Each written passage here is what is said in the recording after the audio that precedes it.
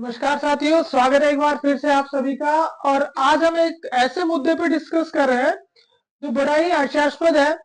भाई ऐसा संभव नहीं लगता है कि किसी कैंडिडेट के 100 में से जो है वो 101.66 जो है वो मार्क्स आ जाए। लेकिन ये बात जो है वो बिल्कुल सही है, सत्य है, इसमें किसी प्रकार की कोई त्रुटि नहीं है।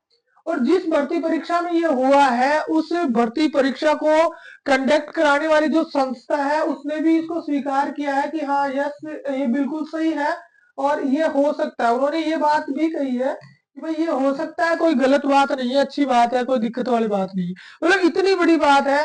तो जो अभ्यर्थी है वो इसको लेकर आंदोलन कर रहे हैं। तो कौन सी परीक्षा है, क्या इसमें हुआ है और कैसे 100 में से 101.66 नंबर जो है वो आए हैं, इस पे हम बात करने वाले हैं अगले 2-4 मिनट में। तो हम शुरुआत करते हैं वीडियो की कि क्या पूरा मुद्दा क्या है, क्या ये सब हुआ कैसे है। उससे पहले स्टार्ट करते हैं तो आपसे रिक्वेस्ट कि एक बार आप चैनल को सब्सक्राइब करके आगे बढ़े। तो शुरुआत करते हैं, देखते हैं कहाँ का मुद्दा है। तो देखिए, ये जो हिंदुस्तान टाइम्स है जो बहुत ही इम्पोर्टेंट अखबार है, उसने ये खबर जो है वो प्रकाशित करी है कि MP candidates gets 101 out of 100। यानी एमपी के अंदर जो है एक परीक्षा हुई, जेल प्रहरी परीक्षा। कौन सी परीक्षा का नाम था? जेल प्रहरी परीक्षा 2023। मध्य प्रदेश की जेल प्रहरी परीक्षा 2023 जो हुई, उस जेल प्रहरी परीक्षा का परिणाम आया।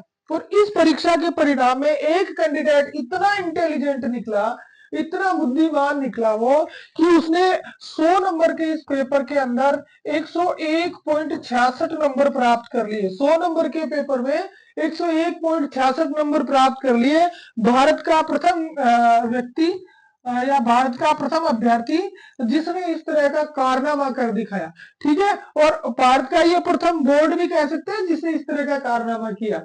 अब जब इस विषय की हम आगे बात करें तो यहाँ पे ये लिख रखा है कि 101.66 आउट ऑफ 100 नंबर जो है वो इस कैंडिडेट ने प्राप्त किए।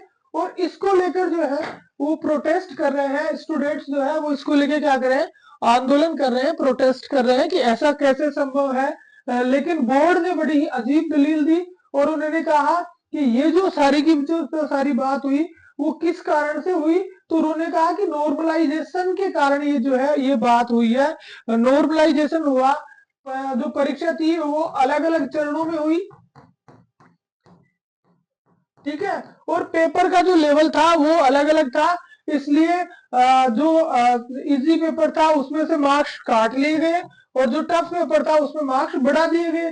परिणाम स्वरूप वो एक स्टूडेंट ऐसा निकला जिसने टफ पेपर में भी बहुत अच्छी परफॉर्मेंस की और उसका रिजल्ट ये हुआ कि उस नॉर्मलाइजेशन के कारण जो है वो स्टूडेंट 100 से बाहर चला गया। यानी 101.66 मार्क्स जो है वो ऑब्टेनेट उसने कर लिए। तो इस हिसाब से आप सभी अपने कमेंट्स करके ये जरूर बताएं, क्या नॉर्मलाइजेशन की जो प्रक्रिया है, क्या नॉर्मलाइजेशन की जो प्रोसेस है वो अपनी भर्ती परीक्षाओं में सही है या गलत है। अपने व्यू जो है आप इसमें जरूर देखें। इस खबर को आपको इसलिए बताया गया कि किस तरह से ये प्रक्रिया जो है वो एक तरह से अभ्यर्थियों के लिए ये कह सकते हैं अभिशाप साबित हो रही है। ठीक है, तो इसमें सुधार की जो है वो गुंजाइश जो होनी चाहिए और आगे जो है वो सुधार इसमें होना चाहिए। तो आपको सिर्फ ये बताना, अपना व्यू रखना है कि क्या नॉर्मलाइजेशन रहना चाहिए या नॉर्मलाइजेशन जो है उसको बंद कर देना चाहिए, ताकि 101 में से 100 में से 101.66 मार्क्स नहीं आए। Thank you very much.